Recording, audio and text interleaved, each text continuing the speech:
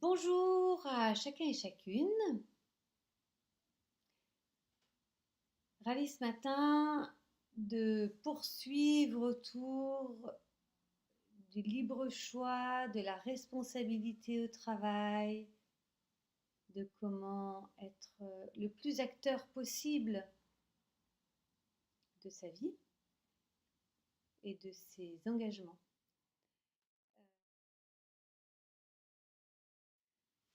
Encore très marquée par ce que disait Sylvaine Perrogin dans l'émission que j'ai entendue hier, et où elle rappelait le glissement sémantique entre l'époque où nous parlions de la pathologie du travail, qui a glissé vers la souffrance, le stress, le terme un peu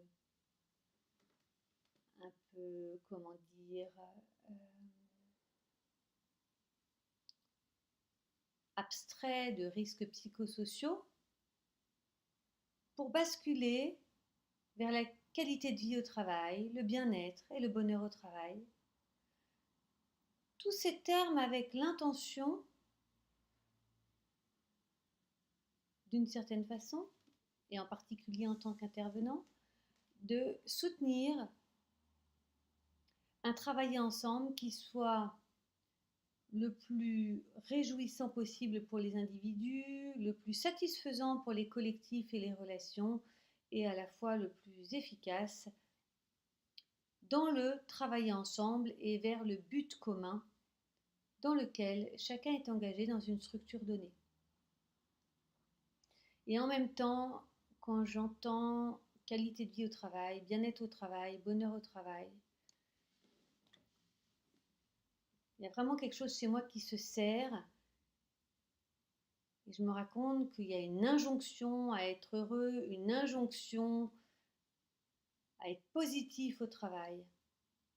Et d'ailleurs une injonction pour les personnes qui opèrent le travail comme pour les structures d'apporter un environnement qui permette de.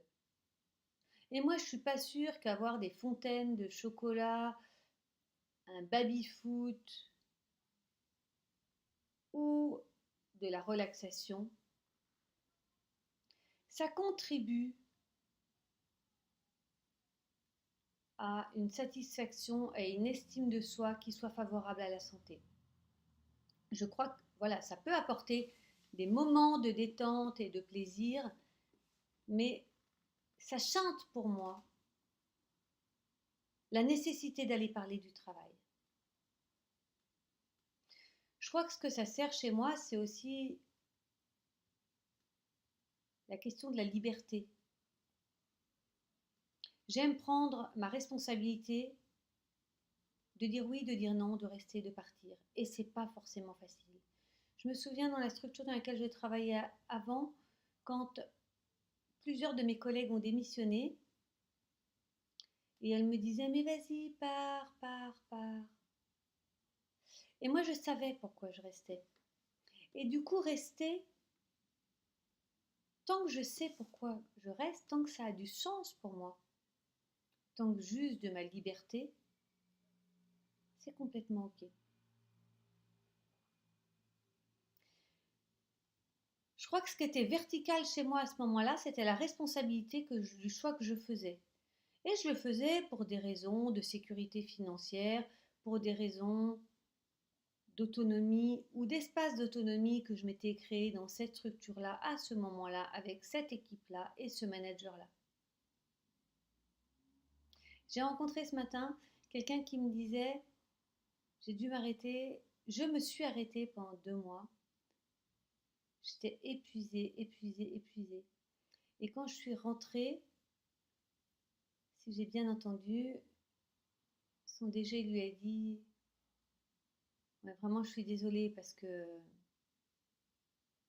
je mesure ce que ça a eu comme impact sur toi, la façon dont on a travaillé ou on t'a sollicité. Et la personne lui a répondu, mais moi je suis responsable de ce qui m'arrive. Et le DG a dit, enfin bon, on est 50-50 responsables. Et il a répondu, on est chacun 100% responsable. Parce qu'au fond, Ma conviction, c'est qu'on est chacun 100% responsable de ses actes. Et en même temps, je me mettre en lien avec combien il est parfois difficile d'identifier les marges de manœuvre que l'on a. Il m'est arrivé d'avoir l'impression d'être dans un étau, d'arriver dans un cul-de-sac. J'ai rencontré des salariés qui me disaient « mais moi j'ai pas le choix, il faut que je travaille. Donc c'est insupportable, mais il faut que je le fasse. » Je me souviens en particulier, j'ai beaucoup de tendresse et de compassion quand j'y repense pour des intervenants dans des abattoirs, de cochons qui eux-mêmes, pour des raisons religieuses, ne mangeaient pas de porc. Et du coup, dont le métier était d'abattre des cochons, de tuer des cochons pour qu'ils soient mangés par d'autres. Il y a quelque chose de douloureux de mettre les mains, de toucher la chair, le sang de ces animaux qu'on refuse de manger. Et en même temps, pour certains d'eux, ils savaient très clairement pourquoi ils étaient là.